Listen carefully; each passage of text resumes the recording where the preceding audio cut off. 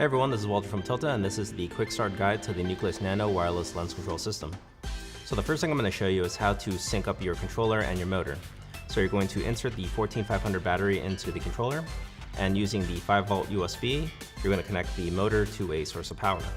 So once you have everything powered up, you're going to scan the 15 available channels on the controller by double-clicking the up button or the down button. And you're going to find a corresponding channel on the motor by double-clicking the up button or the down button on the motor. So now that we have everything synced up, we're going to calibrate the motor. The fastest way to do that is by holding the calibrate button down on the controller and wait for 3 seconds. Another way to calibrate the motor is by holding the down button on the motor and wait for 3 seconds. You can also speed up the process by holding the down button. Once you see this prompt screen come up, double click and it will initiate calibration right away. Now that we have everything calibrated, let me show you how to mount the Nucleus Nano onto your camera body. Provided in the Nucleus Nano kit is this 15mm rail mounting plate that also has 1/4-20 mounting points at the bottom of the plate. That way you can still mount your Manfrotto style balancing plate that comes on your G2X, your G crane, and your Ronin S.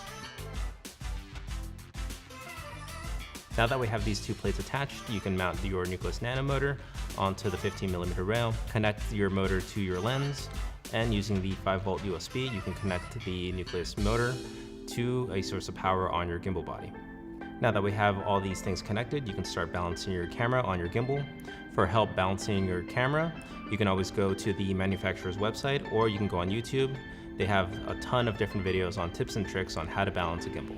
So now that we have everything balanced up, let me show you how to mount the Nucleus Nano controller onto the Gravity G2X, the Ronin S, and the G crane. To mount it to the G2X, you're going to simply take the mounting plate and the M6 screw provided, and using the M6 screw, you're going to tighten the plate onto the R rosette.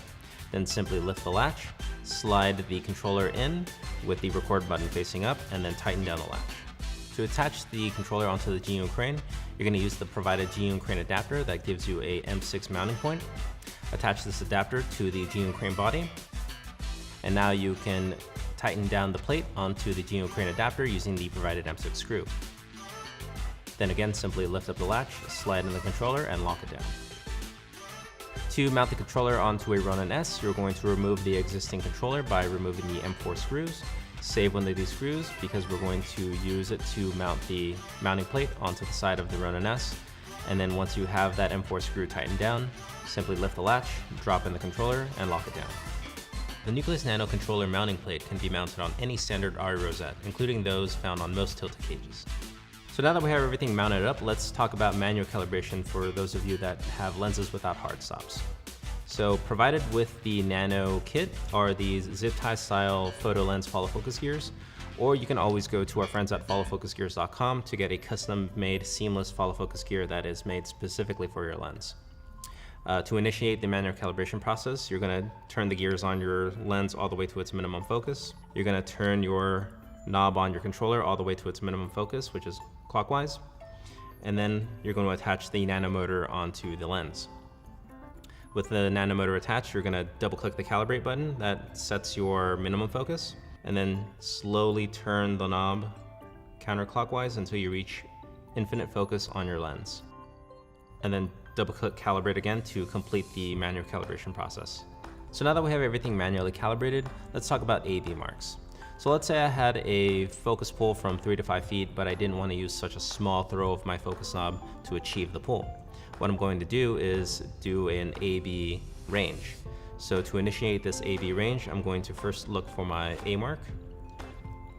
Click set once. You're going to see on the screen a little A up here. You're going to search for your B.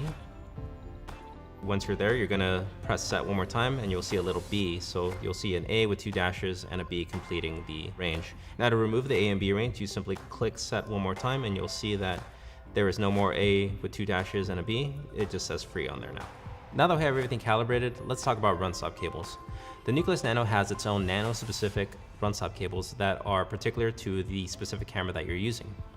On the back of the motor, under the power port, you will find the run stop port that will be connected from the motor into your camera using your specific camera's run stop cable.